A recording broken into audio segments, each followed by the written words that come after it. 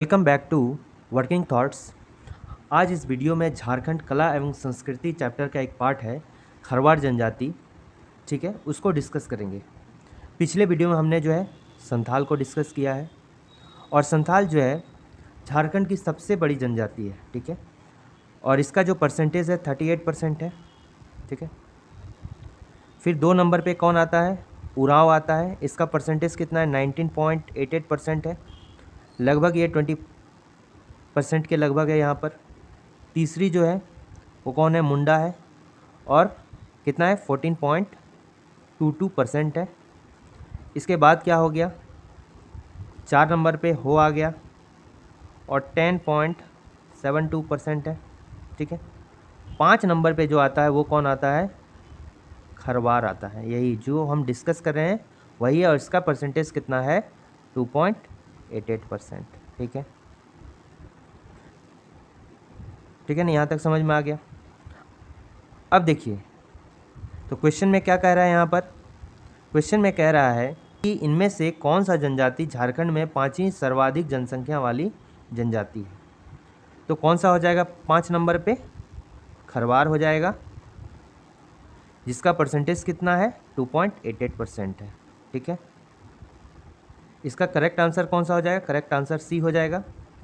खड़िया की बात करें तो खड़िया जो है ये 8वीं सबसे बड़ी जनजाति है। भूमिज की बात करें तो 7वीं सबसे बड़ी जनजाति है झारखंड की, और लोहरा की बात करें तो 6ठी सबसे बड़ी जनजाति है, जो कि खरवार के बाद आती है, ठीक है। तो इसका करेक्ट आंसर क्या हो जाएगा? Option number C, Kharwar. Kharwar जनजाति का सर्वाधिक संकेंद्रण झारखंड के किस प्रमंडल में है? तो इसका करेक्ट आंसर क्या हो जाएगा? पलामू प्रमंडल में है। सबसे अधिक जो है पलामू प्रमंडल में है, ठीक है ना। तो मेनली जो आता है ये कहाँ से आता है? लातेहार बोलें या पलामू बोलें। इसके अलावा ये हजारीबाग वगैरह क्षेत्र में रहते हैं, ठीक है, लेकिन मेनली जो रहते हैं ये कहाँ पर? पलामू और लातेहार वाले क्षेत्र में रहते हैं, ठीक। तो देखिए जैसे ये झारखंड का मैप हुआ, ठीक है, ये झारखंड का मैप हुआ, तो ये जो क्षेत्र होता था, ठीक है, ये जो क्षेत्र है, ठीक है, यहीं पर ये बेसिकली खरवार रहते थे, ये गुमला वाले इलाका में, यानी ये पलामू प्रमंडल के अंतर्गत आता है। तो यहीं पर जो है इस इलाका में ही है कौन रहते हैं? खरवार रहते हैं। तो इसका मेनली जो संकेंद्रण बोला गया वो कहाँ बोला गया है? पलामू। इसलिए ऑप्शन नंबर जो सी है वो इसका करेक्ट आंसर है। लेकिन ये जो है इसका कुछ कहाँ से ये आए हैं इसको लेके कुछ कन्फ्यूजन है, ठीक है। क्या कन्फ्यूजन है? कि कुछ कहता है कि ये खेरीझार से आए हैं, ठीक है, चूँकि खेरीझार से आए हैं जो कि कहाँ? कैमूर बिहार में पड़ता है, कैमूर बिहार में पड़ता है। कुछ कहते हैं कि ये रामगढ़ से आए हैं जो कि झारखंड में है, और कुछ कहते हैं कि ये उड़ीसा में आए हैं। लेकिन जिसको प्राथमिकता दी गई है ज़्यादातर ये है खेरीझार, ठीक है। खेरीझार जो कहाँ? कैमूर पहाड़ी के पास है, और खेरीझार से आने के कारण ही इसका नाम जो है खेरवार पड़ गया, ठीक है। और ये जो है खेरवार जो है किस में आते हैं? जैसे हमने सुना है राजपूत ट्राइब, ठीक है, राजपूत ट्राइब। तो राजपूत ट्राइब में कितने? 5 ट्राइब टोटल इसके अंतर्गत आते हैं। तो कौन कौन सा हो जाएगा? बथुड़ी हो गया, ठीक है, बथुड़ी हो गया, बिंजिया हो गया, बेदिया हो गया, चीक बड़ाइक हो गया, चीक बड़ाइक, और नेक्स्ट क्या हो गया? खरवार हो गया, ठीक है, खरवार हो गया। तो ये जनजाति जो है किसके अंतर्गत आ गया? खरवार राजपूत के अंदर आ गया। और राजपूत किसके अंदर का? प्रजातीय दृष्टि से देखा जाए तो ये जो राजपूत है किसके अंतर्गत आता है? ये आता है द्रविड़ के अंतर्गत, ठीक है। द्रविड़ के अंतर्गत जो आता है कौन आएगा? राजपूत आता है। इसलिए खेरवार भी कहाँ पर आएगा? प्रजातीय दृष्टि से है द्रविड़ के अंतर्गत आता है, ठीक है। नेक्स्ट क्वेश्चन को देखते हैं कि खरवार जनजाति के बारे में इनमें से कौन सा कथन जो है औसत्य है? तो खेरीझार से आने के कारण इनका नाम जो है खेरवार हुआ, ये बिल्कुल सही है, चूँकि खेरी झार से ये आए हैं, जो कि कैमूर बिहार वाले क्षेत्र में आता है, इसलिए इनका नाम जो है क्या हो गया, खेरवार हो गया। ठीक है, खरवार लिखा जाता है लेकिन एक्चुअली में ये क्या होता है, खेरवार होता है। ठीक है, ये समझ में आ गया। तो पहला वाला जो है बिल्कुल क्या है, सही है। पलामू और लातेहार जिला में इस जनजाति को 18 हजारी के नाम से जाना जाता है। चूँकि चेरो वंश जो होता है कहाँ पर था, पलामू प्रमंडल में कौन सा वंश था, चेरो वंश था पलामू वाले क्षेत्र में। तो वहाँ पर जो चेरो राजा की सेना होती है उसमें खेरवार जनजाति जो है थी, तो खेरवार जनजाति को उसमें क्या 18 हजारी के नाम से जाना जाता है, इसलिए बी भी क्या है, बिल्कुल सही है। इस जनजाति का परिवार जो है मातृ सत्तात्मक होता है, ये गलत है, क्योंकि इसमें जो है पितृ सत्तात्मक होता है। इसमें जो परिवार का मुखिया होता है वो क्या होगा, पिता होगा। ठीक है, इस जनजाति में युवा गिरिया जैसी कोई संस्था नहीं पाई जाती है, ये भी बिल्कुल सही बात है। युवा जनजाति जो है खेरवार जनजाति में नहीं पाई जाती है, इसलिए इसमें औसत्य ढूंढना है। तो औसत्य कौन सा, ऑप्शन नंबर सी है, इसलिए ऑप्शन नंबर सी इसका करेक्ट आंसर होगा। नेक्स्ट क्वेश्चन देखते हैं कि खरवार जनजाति स्वयं को इनमें से किसका वंशज मानती है। ठीक है, तो अगर खरवार जनजाति जो है सत्य बोलने के लिए जो है काफ़ी प्रचलित है, और ये सत्य के लिए बलिदान भी दे सकते हैं। ठीक है, ऐसा क्यों है, ये सत्य बोलने के लिए क्यों जाने जाते हैं, क्योंकि ये खुद को जो है वंशज मानते हैं। किसका, जो हरिश्चंद्र थे रोहित साव, उसका जो है वंशज खुद को मानते थे। हरिश्चंद्र रोहित साव के जो है वंशज मानते थे, और ये जो है हरिश्चंद्र रोहित साव ये सूर्यवंशी राजपूत हुआ करते थे। क्या होते थे, सूर्यवंशी राजपूत, इसलिए ये जो है सत्य बोलने के लिए जाने जाते हैं। ठीक है, नेक्स्ट देखें तो इसका करेक्ट आंसर कौन सा हो जाएगा, हरिश्चंद्र रोहित साव। खरवार जनजाति के संबंध में इनमें से कौन सा कथन सत्य है, तो पहला यह एक बहादुर लड़ाकू जनजाति है। ठीक है, चूँकि ये चेरो राजा के सेना में थे, इसलिए ये एक टाइप से क्या हो गया, लड़ाकू जनजाति है, बहुत ही बहादुर होते थे, और इस जनजाति के लोगों की सत्य बोलने के कारण विशेष प्रसिद्धि है। ठीक है, चूँकि ये सूर्यवंशी राजपूत हरिश्चंद्र रोहित साव के वंशज खुद को मानते हैं, और इसलिए ये सत्य बोलने के कारण जो है विशेष प्रसिद्ध थे। ठीक है, सत्य के लिए ये अपना सब कुछ जो है बलिदान करने के लिए भी प्रसिद्ध है, ये भी बात सही है। तो यहाँ पर जो होगा क्या होगा, उपरोक्त सभी कथन सत्य है। खरवार जनजाति का संबंध में से किस प्रजातीय समूह से है। ठीक है, अगर क्लासिफिकेशन की बात करते हैं, वर्गीकरण का बात करेंगे, तो प्रजातीय दृष्टि से जो है, जैसा कि हमने कहा कि बांटा गया है, प्रोटो ऑस्ट्रेलाइड हो गया, ऑस्ट्रेलाइड हो गया, और द्रविडियन में हो गया। ठीक है, जो राजपूत आते हैं वो किस में आते हैं, द्रविडियन में आते हैं। ठीक, और राजपूत के अंदर जो है खेरवार जनजाति होती है, इसलिए प्रजातीय दृष्टि से जो है ये किस में आते हैं, द्रविडियन में आते हैं, इसलिए जो है द्रविड़ इसका करेक्ट आंसर होगा। और अगर भाषा की दृष्टि से देखा जाए तो ये किस में आते हैं, ऑस्ट्रो एशियाटिक में आता है। ठीक है, तो होता कितना है, जैसे ऑस्ट्रो एशियाटिक हो गया, एशियाटिक हो गया, और द्रविडियन हो गया। ठीक है ना, तो बहुत सारे जो मानव जानकार हैं उन्होंने क्या किया है कि ऑस्ट्रो एशियाटिक रखा है लेकिन एशियाटिक नहीं रखा है, तो उस कंडीशन में क्या कर दिए कि एशियाटिक वाले को ही हम ऑस्ट्रो एशियाटिक में डाल दिए। ठीक है, अगर एशियाटिक नहीं है तो इसको कंसिडर किस में किया गया, ऑस्ट्रो एशियाटिक में किया गया। अगर द्रविडियन नहीं है तो इसको किस में किया गया, ये एशियाटिक में किया गया। ठीक है, तो यहाँ क्वेश्चन क्या कह रहा है कि खरवार जनजाति की भाषा खेरवारी का संबंध किसमें से है, तो इसका करेक्ट आंसर होगा ऑस्ट्रो एशियाटिक। ठीक है, अगर ऑस्ट्रो एशियाटिक नहीं है तो इसको एशियाटिक में भी कर सकते हैं कंसिडर, और चूँकि इसको मुंडारी भाषा परिवार भी बोलते हैं तो मुंडारी में भी इसको कंसिडर किया जा सकता है। ठीक है, तो पहला प्रेफरेंस किसको देंगे, ऑस्ट्रो एशियाटिक देंगे। ठीक है ना, नेक्स्ट क्वेश्चन क्या है कि संडर के अनुसार, ठीक है, संडर के अनुसार खरवार जनजाति की कितनी प्रमुख उपजातियों में विभाजित है? अगर उपजातियां की बात करेंगे तो एक मानव जानकार हैं डाल्टन, इसके अकॉर्डिंग जो है इसको टोटल 4 वर्गों में विभाजित किया गया है। भोक्ता हो गया, मांझी हो गया, राउत हो गया, राउत, उसके बाद महतो हो गया। ये डाल्टन के अकॉर्डिंग है, भोक्ता, मांझी, राउत और महतो। लेकिन और एक मानव वैज्ञानिक हैं, एंथ्रोपोलॉजिस्ट हैं, संडर। संडर के अकॉर्डिंग जो है इसको 6 भाग में बांटा गया है। इसमें भोक्ता आता ही है, फिर क्या आ गया, मांझी आ गया,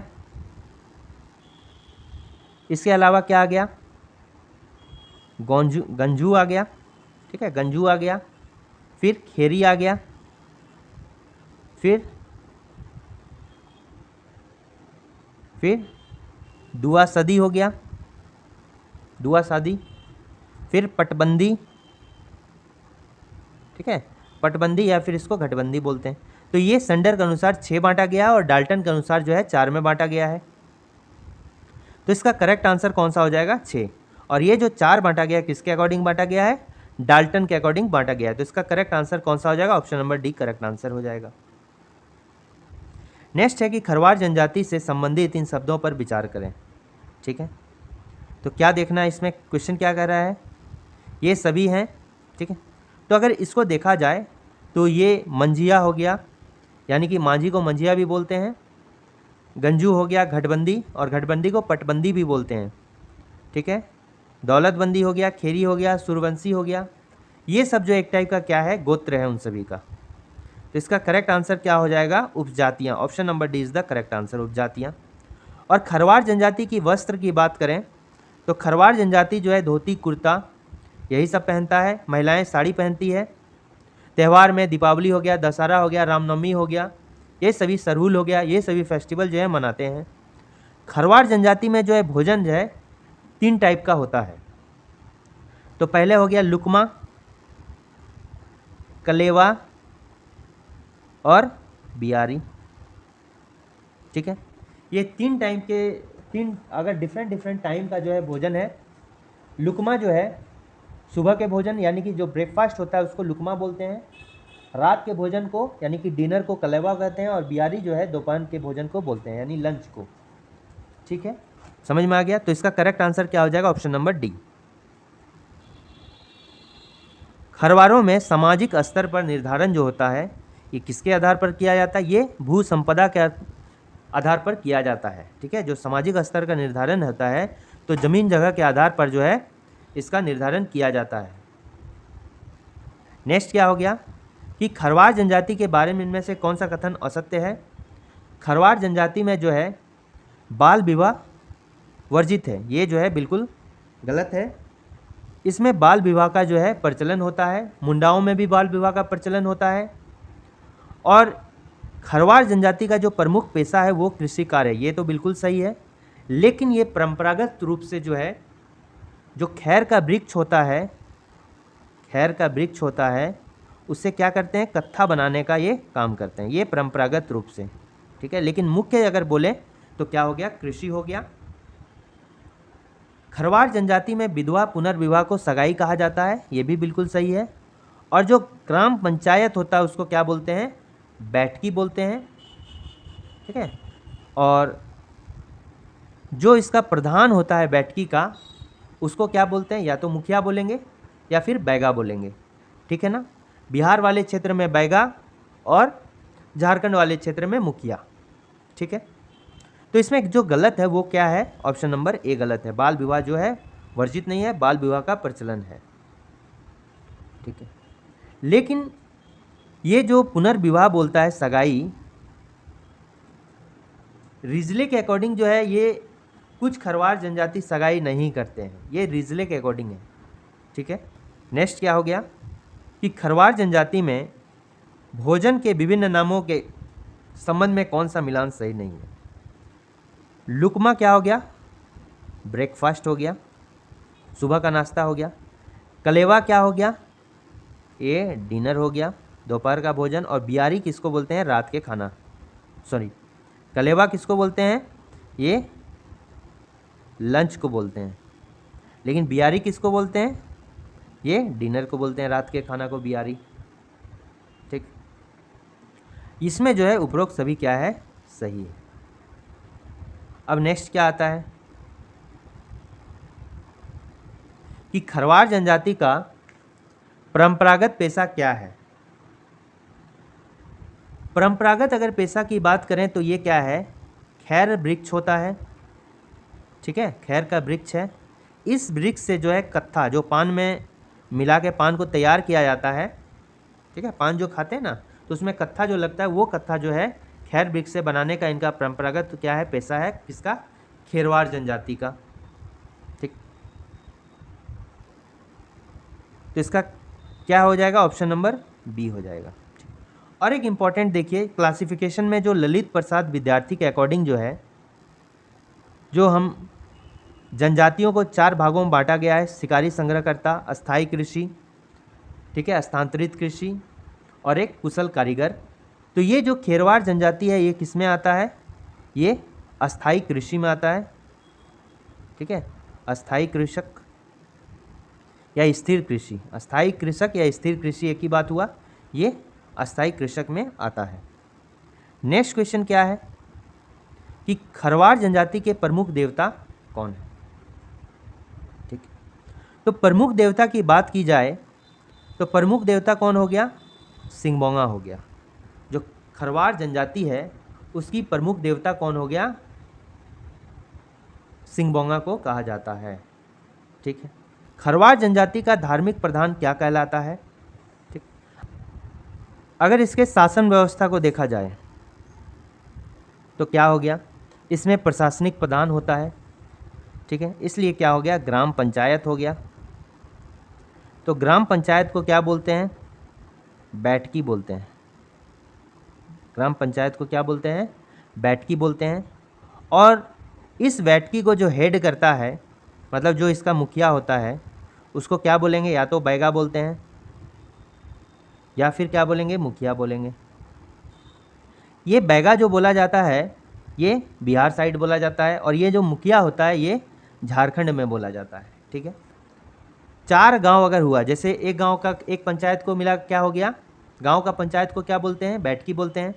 अगर 4 गांव के पंचायत को मिला दिया जाए तो उसको क्या बोलेंगे? चट्टी बोलेंगे। और जो प्रधान होगा इसका चट्टी प्रधान होगा। 5 गांव के क्या बोलेंगे? पचौरा बोलेंगे। और इसका जो प्रधान होगा पचौरा प्रधान। 7 गांव को सतौरा बोलेंगे और जो प्रधान होगा उसका सतौरा प्रधान। ठीक है, अब देखिए धार्मिक व्यवस्था की बात की जाए, ये तो प्रशासनिक व्यवस्था था। अब अगर धार्मिक व्यवस्था की बात की जाए, जो प्रमुख देवता है उसको क्या बोले? सिंगबोंगा बोला गया है। ठीक, और इसका जो धार्मिक प्रधान होता है वो क्या कहलाएगा? पाहन कहलाएगा या बैगा कहलाएगा? ठीक है, धार्मिक प्रधान या तो पाहन कहलाएगा या फिर बैगा कहलाएगा। जो इसमें विवाह संपन्न किया जाता है वो हिंदू पुरोहित के द्वारा विवाह संपन्न किया जाता है। ठीक है, अगर कोई पूजा वगैरह हुआ, बलि वगैरह उसमें होता है, तो बलि वाला काम कौन करता है? ये पाहन के द्वारा संपन्न कराया जाता है। ठीक है,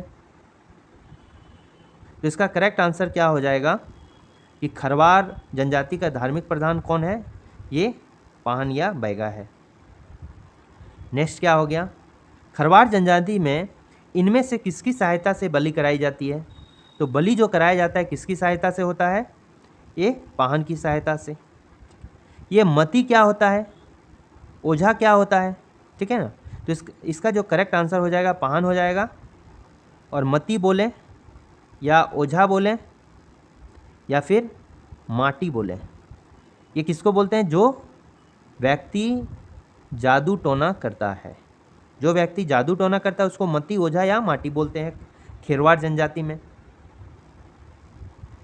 घोर संकट या बीमारी के समय पर खरवार जनजाति के लोग इनमें से किसकी सहायता लेते हैं? तो किसकी सहायता लेंगे?